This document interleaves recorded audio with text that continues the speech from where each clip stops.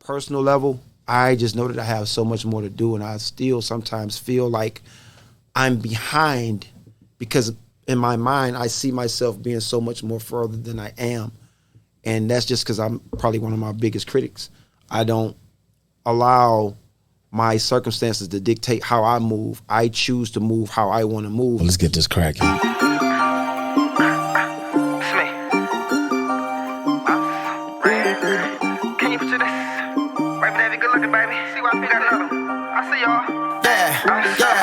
Can you picture this? You know, rockin' with CYPT. Podcast of the D with Clay and the crew. It's like my CTV. They be giving game out so much, you could take the same route. Especially if you take risks, this YouTube, you make sense. What up, though? What up, though? What up, though? You're listening to the CYPT podcast. It's the podcast of the strongest, fastest, most powerful print shop on this side of the Eastern Seaboard. I'm just Niles. It's your boy Boogie behind the camera. I'm Clay, also known as Fearless. Today we have with us a very special guest. Please let everyone know who you are and what you do, sir. This the God Lord Vic, man. You know, I reign in hell from Detroit, West Side, Dexter. I'm a aspiring entrepreneur, recording artist. You know, I like to think of myself as a great father, husband, brother, friend, all around type of genuine dude. And I'm just here to represent, man, and represent my city. That's what I'm talking about. That's how you do it right there. Indeed. That's how you do it right there. That's what it's about. Tell me about how you got started with from what at least I want to know about the music first. Sure. How did you start with that? That's kind of crazy. So me being with music, that was like my first love outside of cars and candy. To be quite honest, I started writing rhymes and stuff like way back in the day. I was like 12, 13 years old. I got a lot of rap influences from ranging from everybody from Nas and KRS-One all the way up to Cool G Rap, Kool Moe D, LL. Like I got a lot of special influences, but my history with music goes all the way back when I was like 11, 12 years old when I really started taking it serious. Okay. And now, what's the latest project that you have out now? So my latest project is called Paper and Priority. It's my second single off an upcoming album that I have called Equilibrium. And I'm getting ready to, release it. I'm anticipated slated date is like around January, first week of January, 2024. If you could choose a song off that album to be a single, which one would you choose? It's crazy. Honestly, this Paper and Priority, this is one of the ones that seems like it's getting the most buzz, and it seems like it's been taken off pretty quickly. Ironically enough, I actually just dropped it about 3 days ago, and it seemed like it has been getting more acknowledgement than some of the other ones that I've released, especially on social media. I normally, release my music through social media just to get like a feel of what, people and what the heartbeat of the city is. That's the thing to do now. For sure, absolutely. What kind of rap style would you say it is? Is it conscious music, gangster rap? With that particular song? Period. Like, what kind of rapper are you? So I'm gonna be honest. I like to just think of myself as an artist. I wouldn't want to condense myself to just being a rapper. Right. It just sounds like it's just so cliche. I think when you consider yourself to be an artist, you don't just conform to one style or one way of kind of expressing yourself. Me, I like to express myself in multiple different ways. I can range everywhere from R&B and talking about the way I love my lady, all the way to getting down on some going back to the block. You know what I'm saying? I can go either way with it, but I also can go from a conscious level as well because I just think that because of my experiences in life, it allows me to have that type of latitude to move in any direction that I want to. Okay, well, honestly. Now you seem to stay in the studio, man. Like you drop projects pretty frequently. If we want to listen to your latest project, which would be another one that you would want everyone to listen to really give an idea of who you are as an artist? Okay. So the project or the single that I released right before the last one. The last one that I released prior to this Paper and Priority was a feature that I did with Mozzie. And that one was, it was a bit hardcore. But the one before that was kind of like my single with just me on it, and it was called FWM for F with me for lack of a better Mozzie, term. is he a Detroit rapper? Or is he So Mozzie is out of California. He's he actually not too long ago signed to Yo Gotti's label. He's on there with ESTG, 42 Doug, and a few other individuals. Big Boogie, and he's starting to make a lot of noise, man. He been doing it for a minute, and I was definitely appreciative to get that feature. Not only were you on a track with him, but you've also been on tracks with Yo Gotti too. So let me explain that really quickly. So basically, how that happened. Not too long ago, some people probably remember that Yo Gotti had issued a challenge, and it was more of a I remember that. like a open verse type challenge. And it's crazy because I had no idea about it, and this is really, really nuts. I wasn't even focused on music at that time. We'll get off into that a little later on, but I wasn't really focused on music at this time. One of my partners had came to me like, "Yo, bro, man, you heard about this new Yo Gotti challenge?" And I'm like, "Nah, like, what is it?" He like, "Man, I'm telling you, I think I should do it." And this is crazy because he kind of out there, so he intermingles and deals with a lot of different individuals, So he got plugs, for lack of a better term, and he was like, "Man, I think you should do it." And because of my age, and again, we kind of get off into that, and because of how I was viewing things at the time that he brought this opportunity to me, I was like, "Bro, I'm too old to be doing challenges. I'm not on that." And he was like, "Listen, man, I know some people, and I might be able to open a few doors. Just do it. Just try it. Just see what it turned out to be." And I took him up on his offer. I said, "All right, I'll drop a few joints, you know what I'm saying, 16, whatever." And I did it. And when they heard it, and when I saw the response from some of the people, it was like, wow, okay. But it turned out that, presumably that Yo Gotti had put that challenge out there because he was trying to, get another artist signed or whatever. I'm not really sure. I don't know the details, so I won't speak on that. But as it turned out, there were multiple people who was doing this challenge. But I did get word back that he actually heard it, and he said it was dope. So that was enough for me to, be motivated enough to keep moving. Why weren't you focused on music at the time? Well, to be quite honest, this kind of goes back into a conversation that I'm sure we'll have a little bit later on. So not long ago, I was incarcerated, and I was away for quite some time. And from a personal perspective, I decided that I just didn't even want to listen to music no more. It's crazy because music was like my first love, but because of the circumstances and the things that I was facing during that time, and me understanding the dynamics that music created memories, I didn't want to even listen to certain music while I was in there because I knew it was going to create memories that I didn't want to even inhabit within my soul. So you wasn't rapping while you was incarcerated at all? So I say for the first couple of years, honestly, because in my mind, I think the mentality that I had when I first became incarcerated was that, I'm finna get right out. I'm finna drop this money, man. I'm finna get out on this appeal. I'm finna go out here. I'm finna go hard. And I think that, it was a reality check when I, kind of figured out that that's not how it actually worked. Mm-hmm. And, because I faced so many adversities and financial issues and, lawyers, and it was a lot that was going on, I had to prioritize myself and start realizing what was the most important. And I think what became more important was me, internalizing truth and soul searching and realizing what I needed to do. And so I kind of put my music on the back burner because me being in prison wasn't going to allow me to fulfill that destiny. So how long were you in prison? So I was actually incarcerated for 18 and a half years. So during that stretch, you had no passion to rap at all? I won't say that. I would be remiss if I didn't say that. There were times because when just prison politics and just the way that things are, it's a lot of pastimes that take place while you're in prison.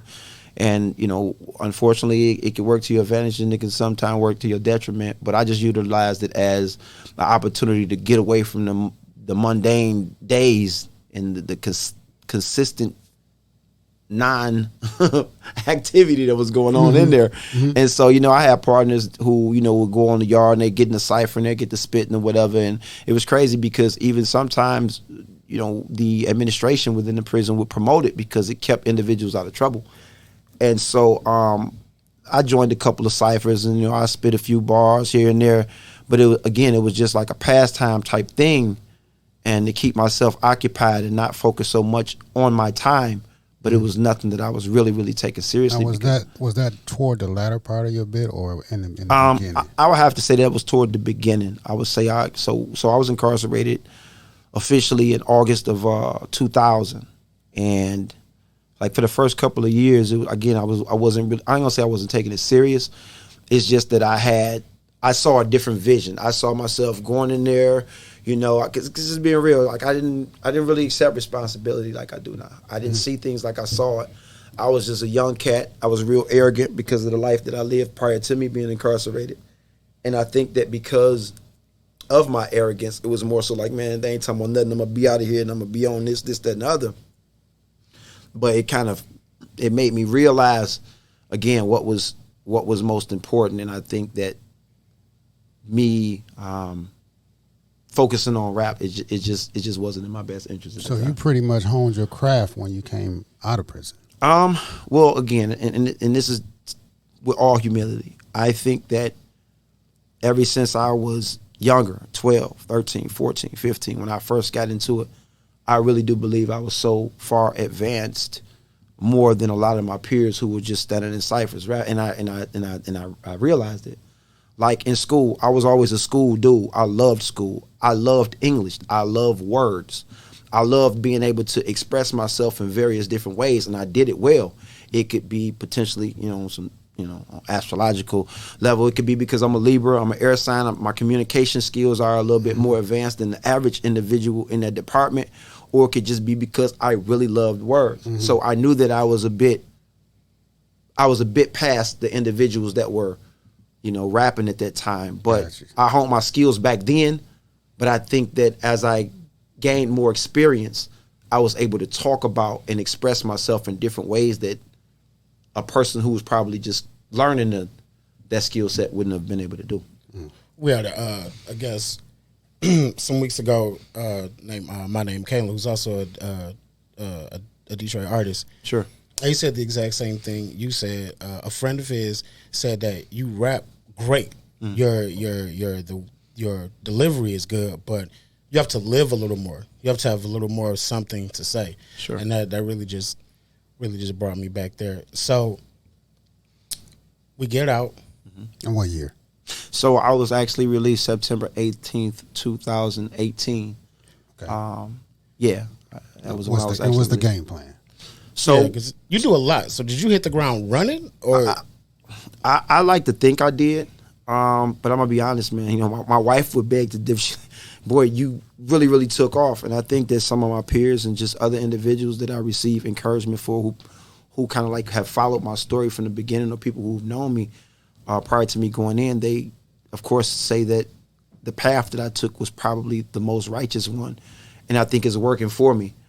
Me on a personal level, I just know that I have so much more to do, and I still sometimes feel like I'm behind because in my mind I see myself being so much more further than I am, and that's just because I'm probably one of my biggest critics.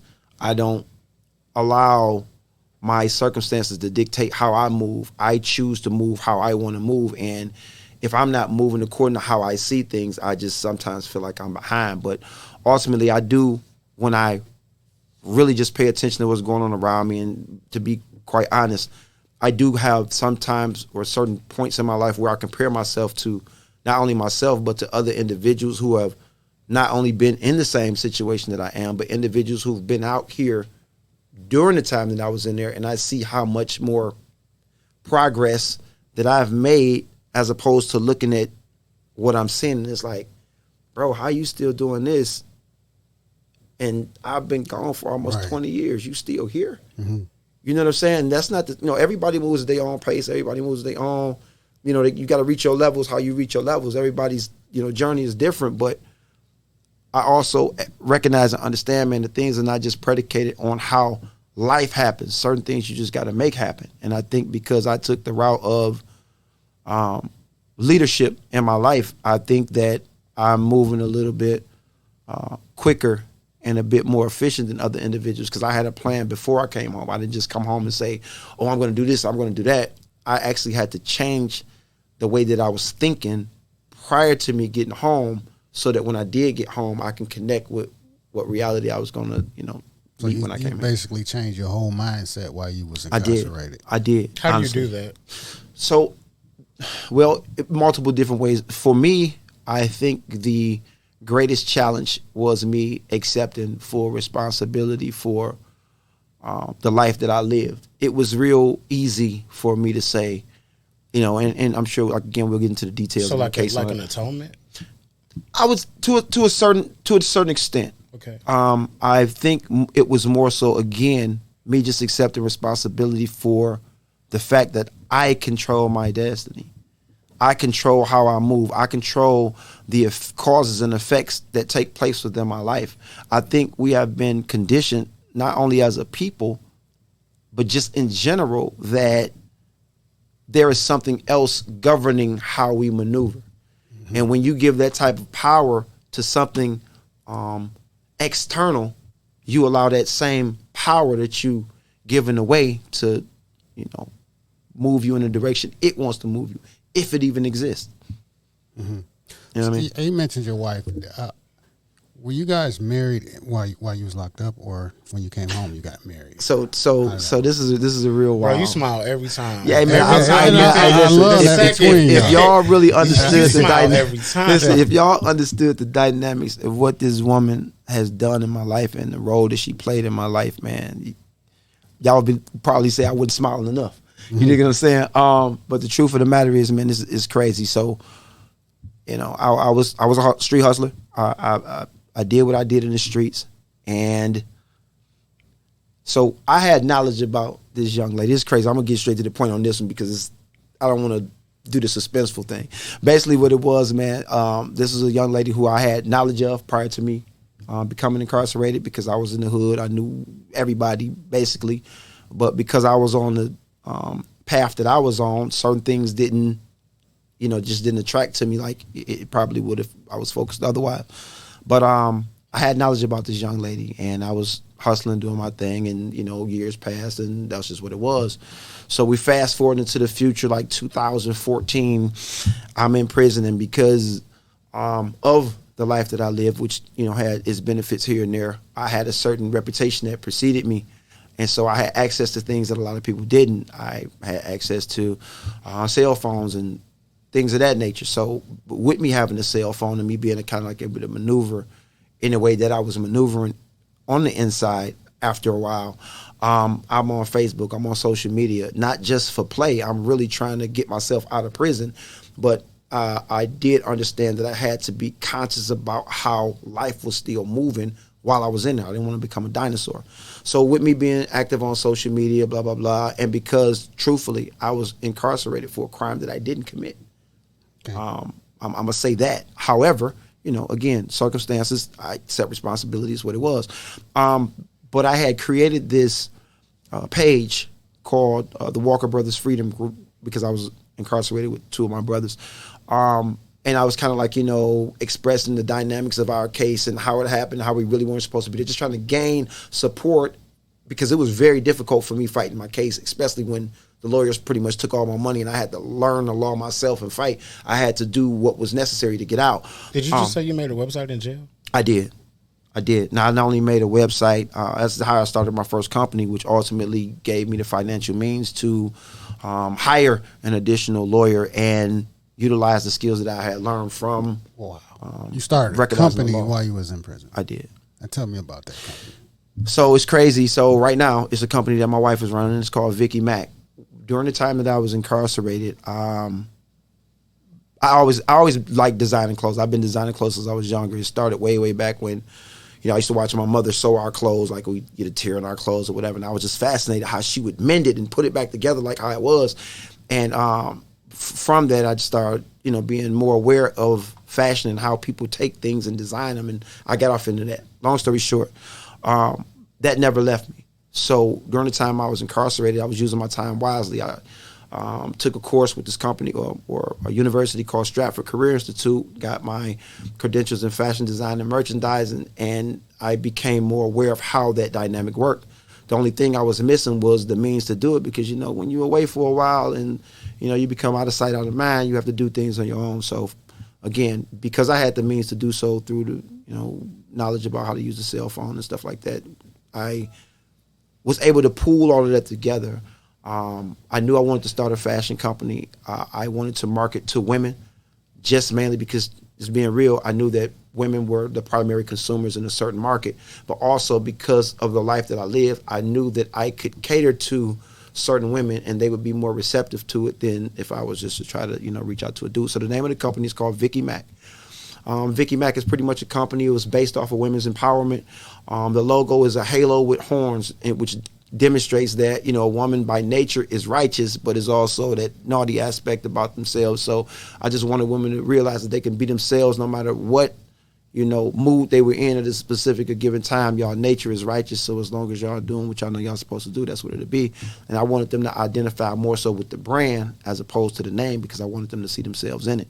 Mm-hmm. And once I started it, I started generating sales from behind the wall. I had a few friends, and I asked them to open up some accounts for me, and I kind of did that, and pretty much that's the rest. The rest is history. That's wild. And I'm glad you had touched on that, because I really wanted to ask you how you managed to just stay so current with your time in there. And when you came out, you just came out going. And I'm also happy that you brought up your fashion design, because I did see a couple designs that I thought were super cool, and I wanted to know if you could tell me a little bit more about it. Sure. This rooster that you got on this, no, because I'm into like really cool stuff that you see it and makes you think. It's an incredible graphic. I like where it's placed. I like the simplicity of it, because simplicity is the ultimate form of sophistication. Indeed.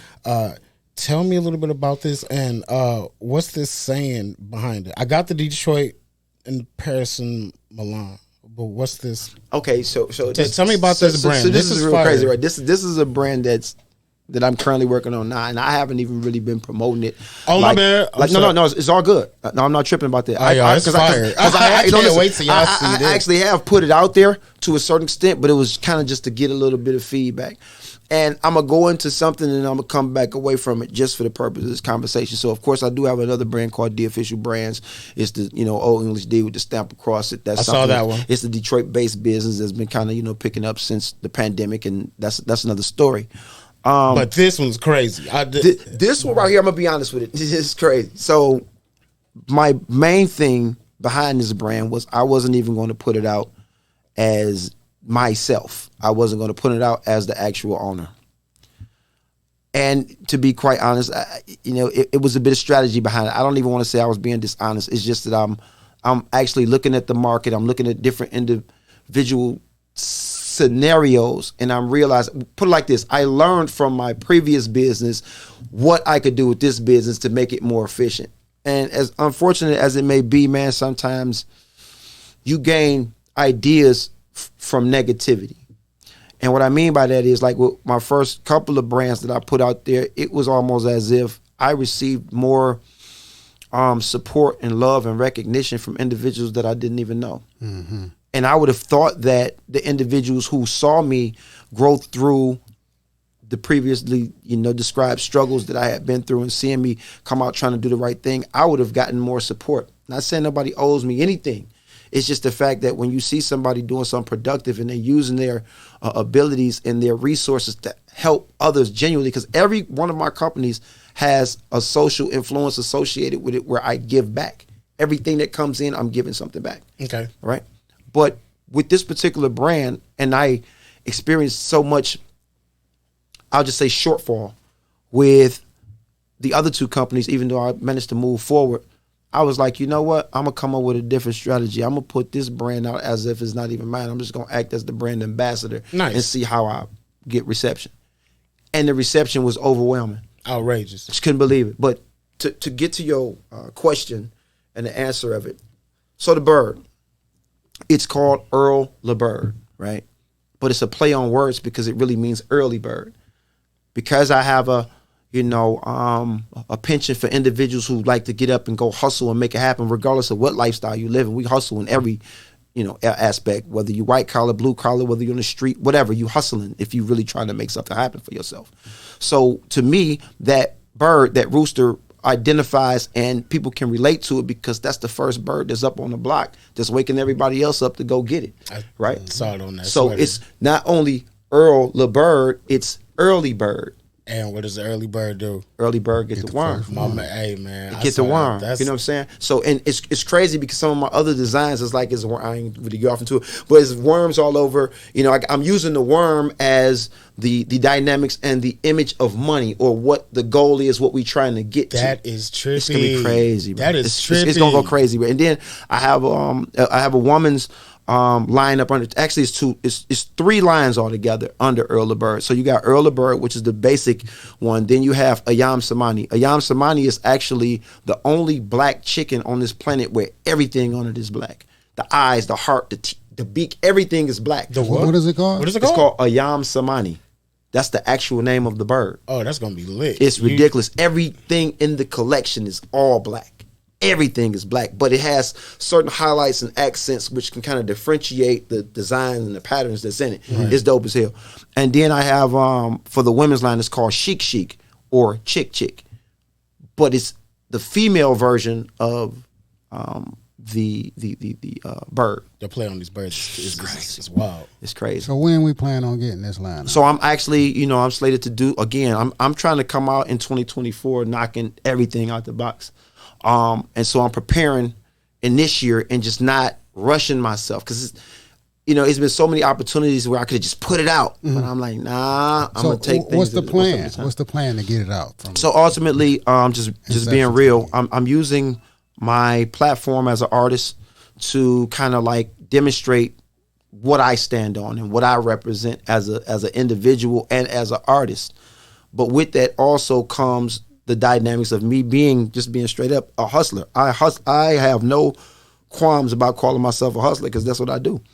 I get up and I go make things happen for myself and for my family, because that's the only way you're gonna get something done. Ain't nobody gonna do nothing for you.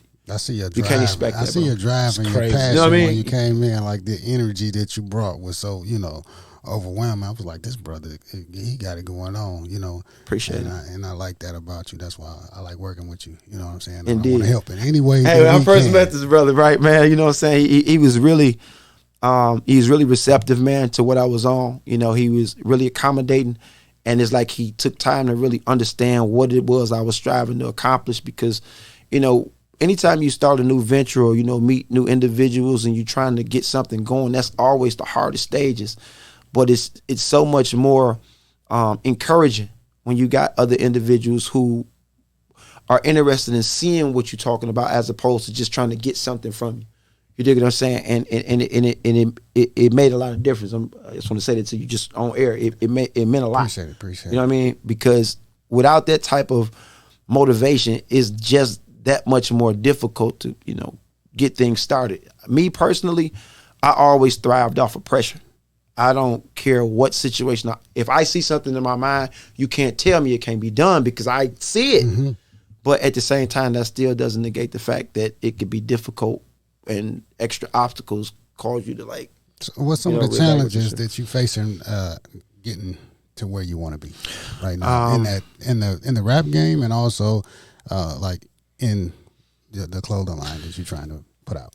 Well, to be quite honest, I think, again, because I consider myself as my worst critic, I think any obstacle I place before myself, or anything that I see as a potential obstacle, is what always causes me to second guess things. Mm. It's not necessarily a bad thing, but again, because I'm a Libra, I have a tendency to, I don't even want to say procrastinate, but I do just constantly overthink before I just move on something.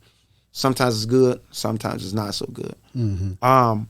But specifically when it comes to the music industry, I'm gonna put this out here because this is just what it is, and it's a conversation that I have with myself often.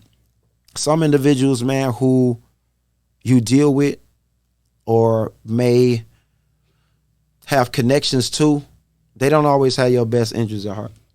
And sometimes when it seems like they do, it's really not that. Like, I'm going to put it out here like that, for real. It's been individuals who I thought would be 100% again supportive, but also cats that I considered my people. It was almost as if they saw my vision, knew that it was really what I said it was, because when I communicate myself, I try to be as informative as possible so there's no room for misunderstanding. Mm-hmm. But sometimes what happens is individuals see your vision so much that they think that if you do get on, you're going to pass them up. And so now you got to they'll try to do what they can to not help you get to where you at. Right. And I think it's part of my challenge is being able to identify that type of a scenario when it takes place, because it happens so often. And because I'm a relationship type person, I don't like conflict. So if I see something that is not going to be in my best interest, I try my best to move around it, because I'm also not as impulsive as I once was, but I'm one of them type of people that has no problem with confronting my challenges. But because I've been where I've been in my life, I try to just kind of be smooth about it and do what I need to do and still get the job done. Does that give you more drive? It does. Okay. It does, honestly, and it's crazy. So this kind of started even when I was younger. I had individuals in my family, even like something as simple as me graduating 8th grade, and I remember these things really vividly because this is my motivation. When I was younger, there were individuals, you ain't gonna graduate, you're not gonna do this, you're not gonna do that, this, that, and other. But again, because I've always been like this, if I see something in my mind, you can't tell me it's not gonna happen. I've already calculated it. Mm-hmm. It's already there. Right. So if I see it in my mind, I know I can do it, I'm gonna do it. You may be saying that, but I'm more so like, watch this then. Mm-hmm. And it may take me longer to get it done just because I have those resistant forces against me. But I'm gonna get it done, man. That's what do you ever merge your rap career and the fashion into one thing? Is there ever a time where they cross, or are they two completely different worlds and they can't? No, I definitely think, because they both forms of expression. I use my music to convey what I feel, and I use what I'm wearing to make how I feel come out. They're both art. They both art. For instance, okay, I'm representing because you wore this. Tell us about this. Okay, so this is another collection under the Official brand. Okay. I'm from Dexter, right? I always love my hood, but I don't want it to be one of those situations where my hood makes me. I represent my hood because this is where I'm from, but I also understand it's my duty and responsibility to uplift where I came from and not let where I came from uplift me, because if you do, it can go up or down. The hood is just a hood. If you don't make it be what you want it to be or demonstrate yourself what it is, then it's going to be whatever somebody else make it. So with Dexter Ave, I really represent that because that's where I came from. I look at it, at all of the trials and tribulations and experiences and the great things that took place on Dexter. I want other people to understand it too. I want to represent it so when people ask me a question, I can tell them about this or tell them about that. If they ask me about the good, I could tell them about the good. They ask me about the bad, I can tell them about the bad. But ultimately, if someone sees me, whether it be successful, whether you see me as being somebody that's inspiring, whatever you see me as, just know that this is where I came from. And if I came from here, because this is one of the, arguably one of the worst places that you could actually come up at. Mm-hmm. So if I can put it out there and say, this is where I came from and this is what I'm doing, then if I can do it, then anybody can do it. Dexter on what? Dexter. I was raised on Dexter and Northwestern, but, between Dexter and Linwood area. Were you running any of your businesses or rapping during the pandemic time? It's a funny thing. So that's actually when it started. Not long after the pandemic is when that dollar for dollar challenge came about. And I would be remiss. I have to say this on air, man, because I definitely need to talk to this guy. I haven't talked to him in a while, but it's one of my brothers. So during the time I was in incarceration, I gained knowledge of self. I did a lot of studying, and I don't even want to say I became. It's just that I took heed to a lot of the lessons that I learned, and I became more consciously aware, and I began to gravitate toward the Nation of Gods of Earth, or the 5% Nation of Gods and Earths, during the time that I was incarcerated. And one of my brothers who kind of like gave me enlightenment and kind of, offered me information about this particular organization, he's also one of the individual who kind of re-inspired me to get back into this. This was the guy who came like, hey, man, I think you should do this, that, and the other. Get back into the rap game or it's into the rap game. Like, okay. He was like, because he knew that I was on that, but we were in there together. And he would see me every day. Like, seriously, this was my agenda every day I woke up. So he heard you spit in the ciphers and everything. Not not necessarily all of the disciples, because after a while, when he and I crossed paths, I was already past it. Okay. Whatever, right? But because I was my thing was, when I got up every day, I was striving to make myself better. So if I wasn't out working out, if I wasn't at the law library, I was sitting down figuring out which plans of mine I was going to put together when I got home, even before I knew or had a solid foundation to say I'm going home at a specific time, because I knew working on what I was striving to accomplish would prepare that opportunity for me. And because we kind of build, and he saw what I was on, we just had conversations about this, and I told him I was into music because, again, the fashion, he saw me drawing, because I was drawing sketches and stuff when I was in there. And we just had that talk. And that's when he found out I was recording artists and all of that stuff. And fast forward, we both home. He got home a little bit before I did. And when I came home, I was getting myself together. And he brought me this opportunity, like, hey, bro, it's this challenge going down and blah, blah, blah, blah. And, I think you should check it out. And I'm like, yeah, whatever. How did he know? If he hadn't heard you rap and you weren't doing in the cell, you were drawing. Well, how did he know? Well, again, we had a conversation about it. Like, he has heard me rap, because I also do spoken word. But it was one of those days, like, I'm sitting up drawing my stuff, and I'm talking to him about the music industry and what I was doing before I got locked up or whatever. And he like, let me hear something. And I dropped it on him. He like, damn, but he used to spit too. So he kind of identified whether it was the lyricism or the fact that I was able to express myself in that manner. He like, dog, got it. You know what I mean? Undoubtedly, prison has taken a lot of your time away from you. Indeed. Do you feel a sense of urgency to get this thing done now? And how has that pushed you to go harder? And when do you think your time, if it's a limit, when would it be? So I'm gonna say this, because this kind of ties back to what my original thing was. I'm gonna be honest, man, just as being as transparent as I possibly can. For a very long time, and I felt insecure about my age, and that was one of the reasons why I kept once I stopped listening to music in there, I'm like, and all them years started passing, I'm like, man, that's dead. If I do anything, I'll probably ghostwrite for a couple of people, learn more about the music industry and operate from an engineering perspective. I'll do something like that, learn, on that, because I'm legally inclined, so I have no problem with creating contracts, all of that. So in my mind, it was more so like time has passed me by. I came home when I was 40, 42, roughly, right? And so I'm like, bro, how old are you? I'm 46. Perfect. 46.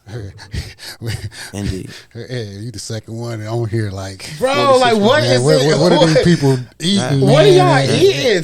Well, I'm gonna be honest. This is kind of crazy. I'm gonna say this, and I'm gonna get back to what we were just talking about. What is your morning routine? How are y'all doing this? I think because some individuals in there don't look like they look a lot older than they are. Yeah. But I think some of it it's part of the mindset. It's part diet. It's part exercise.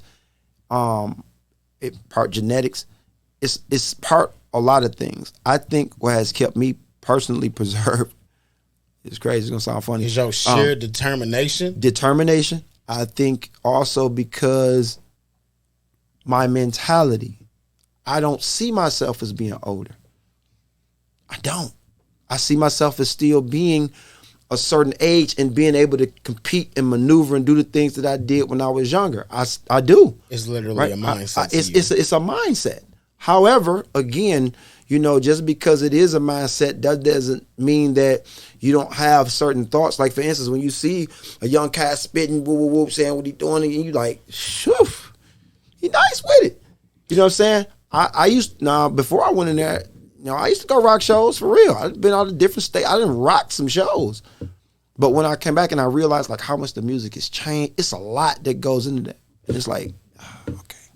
But with that being said, I think because the conditioning of us and people in general and just how society is, certain things that you feed off of, it has a tendency to attach to your soul and your consciousness, and that's what it is. For instance, I've heard on so many occasions women say, man, I'm not trying to date no dude trying to be no rapper and he's 40 years old. Right? I've also heard like, man, like who, come on, man, that's a young man's game. You know, all of these syllogisms, for lack of a better term, you hearing this thing and it automatically is interpreted as something else, and it's just like, maybe I shouldn't be. But in your mind, you can do whatever you want to do. You can. If you want to, you can be a 55-year-old rapper. Now, that's what you still have to balance yourself and battle yourself with. Because for real talk, I was really on the ropes like, I'm good with writing. I know I'm not going to never lose that. Mm-hmm. But as far as performing-wise, do I really need to be competing? So, long story short, this is what it boiled down to and why I'm at where I'm at now. When I did the dollar for dollar challenge, and I saw the reception, it was like, oh, okay. People, okay, they feeling you. Right. But then I started realizing more and more as I got more into it, because remember, I was done with music and whatever. I started realizing that we create our own audiences now. It ain't necessarily even about ageism. Right. They don't care about that. Right. Do you got skill sets? Who do you know? How effective are you at controlling the crowd? How is your delivery? It's still the same things that it was back then. You just in a new time, and you just got to figure out who you talking to and how create your own audience. Because, you know, guys my age, I like rap. Indeed. So who do I listen to? Exactly. So if I can listen to you and you talking about what I want to hear, then I'm your audience. That's what I had to come to terms with. Right. And so now that I understand this, it's like, oh, and it ain't just, you know, back in the day, it was like, you know, you in your city, you got your CDs, you got your tapes, you doing your thing, and you reaching who you reach. Before I went in, the internet, social media, that didn't exist. I went in 2000. It wasn't like that. That wasn't like that. And you got a way, you know what I mean? You coming out with a way, your plan for getting your music out. Tell me a little bit about that and how you jumping over this, I guess, how people like Spotify is getting the money. Indeed. You found a way to get your own money. So one of the things that I noticed, you know, coming out and considering when wanting to get back into the music industry was like, how do I make money? I'm not out here trying to do it for a long time. And again, like we just discussed, still feel I'm racing against time. I'm not no young dude no more. So I got to make it count because I still have aspirations to be in movies and do soundtracks and things that I know has longevity in it. But in the meantime, I want to get myself established enough to where people recognize and say, he is somebody that he's credible, right? So in my mind, I'm like, well, this is what I need to do then. Figure out how I'm going to make money and how it's going to benefit me without wasting my time. So I started noticing and looking at the different ways that people making money now. Pretty much everything in music is coming through streaming, the primary outlet.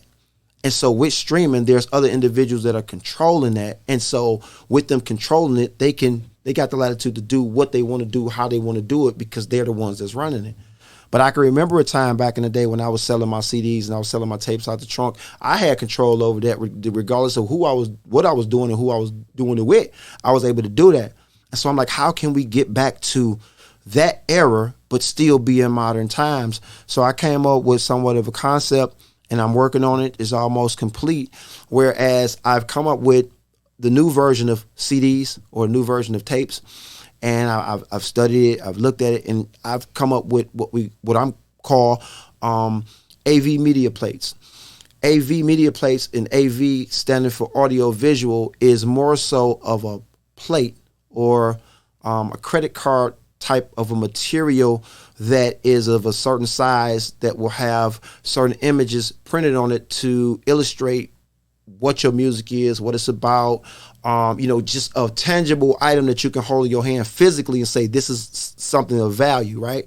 But also it has what we're dealing with QR codes and other ways to get directly to the source of download or the source of music that you want to put out, so that I can effectively sell these cards and the individual can download my music and have it directly in their hand. But even with that, I wanted to go a step further so that no one could duplicate it or leak it. So the program that I'm using and the program that I'm working on allows you to scan the QR code, but it can only be used one time, similar to a gift card or like a Snapchat, type of a deal where it pretty much disappears after you use it the first time and no one else can access it but the person who has that email who originally accessed it. Whoa. Genius. Perfect. Going back to, and also you can sell your merch on there. So your merch. Putting the money right back into your money right back. And so now exactly when I'm at a venue and say I'm doing a show and whoever is in control of my merchandise, even if it be myself, I have my AV media plates with the associated value or denomination or whatever is on there. Say it may be a EP with 6 songs on it and I'm selling it for $5. I'm actually getting that full $5 while a person is actually getting exchange for the music that they're paying for. They don't have to go through Spotify. They can come straight through me. Man. Oh, that's Genius. lit. Genius. That's lit. No, I told you, don't tell me nothing about it until we got here, but I still need to know about Cardi Claus. You got so dig, right? This is crazy. This is another thing that I was talking about with regards to the with my businesses and me giving back, right? So Cardi Claus is a character that I came up with. Number one, we represent Detroit. Everybody know that, Cartiers are associated with individuals who come from Detroit, right? So I came up with the concept, instead of dealing with Santa Claus, we're going to deal with Cardi Claus. So this character that I created, he's all about bringing cheer, whatever, but he bringing it with a style, a way of expressing himself on, how we do. So I have various different, I dress up as this character. I have various different, outfits, and I have a wardrobe, and I'm always wearing a pair of Cartiers, but I'm a fun-loving type of a Claus. Yeah. I'm not Santa Claus. I'm not Saint Nick. I'm Cardi Claus, and I'm bringing it to you just like how you need it. Only this, so I've been doing it for the last 2 years. The first year was kind of like a trial run just to see how people received it. How you getting? They loved it, man. It sounds like such a good idea to me. Listen, it sounds like such a good idea to me. I came out and I did. I had a camouflage get up on during this first go round, and a camouflage Santa Claus, camouflage Santa suit. People were looking like, "What?" No ring. It was crazy. It was crazy, right? And I had the gray beard. I'm like, I ain't want to do white. I want to have a little youth to me, right? People liked it. But then the next year, I was like, you know what? I'm going to do an all black and white joint. I did it, and I had the black beard, and I let my dreads down. They like, oh, that's dope. This year, man, I'm coming hard, right? So I got a whole new get up. I want to talk about it yet. I don't want to reveal it. But I'm definitely going to be promoting it pretty soon. I'm going to be doing a lot of different venues. I'm going to allow individuals to book me, children, parties, adult social clubs, all of that. But also, man, I wasn't gonna say anything about this either, but y'all hearing the first song here, man. I'm getting ready to drop a hip hop Christmas song this year because people ain't did it yet, and I'm gonna do it like only Cat from the D can do it. It's gonna be dope. But Cardi Claus gonna put it together. That's what's up. With Laura Vic. Hey, with Laura Vic. Before I end this podcast, and you tell us all your social medias, and how to reach you. But first, yeah, I want you to take us out of here with one of your raps. Give us some bars so we can hear. Some bars? Okay, check this out, right? So I'm gonna say on this second verse to this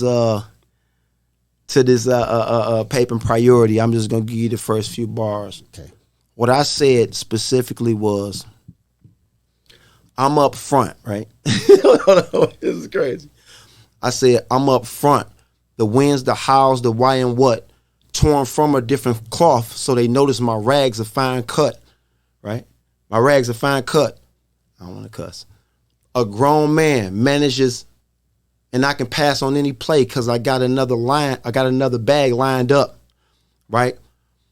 Oh my God, it's you know what? I don't even want to give it away because this particular joint is so hard, man. Y'all need to really, really just take it in, man. Just take it in. I'm almost want to allow you to cuss. I'm about to say, he can't cuss. I know it's hindering you, but that's good. Okay, but look, I do it now. I don't know. Make me cuss. I tell you what, something better. Just tell the people where they can listen to it. At. Okay, even better. So I got a couple of platforms, right? Of course, you can go to my YouTube page. You can tap in Lord Vic in the search bar, or you can just go effectively at Lord Victory to God. You can go to Instagram at Lord Victory to God. You can go to Facebook at Lord Victory to God. You can also go to Linktree, Lord Victory to God. Just type in Lord Victory to God on any of the social media platforms. You can catch me on Spotify, Pandora, Apple Music, Tidal. My music is on all of these different platforms, but to get a little bit more intimate and become more aware of the person behind the music, man, just tap into my my personal social media platforms, which again is at Lord Victory to God, and you can also type in Facebook at Lord Victory Walker. How can we get some of that gear?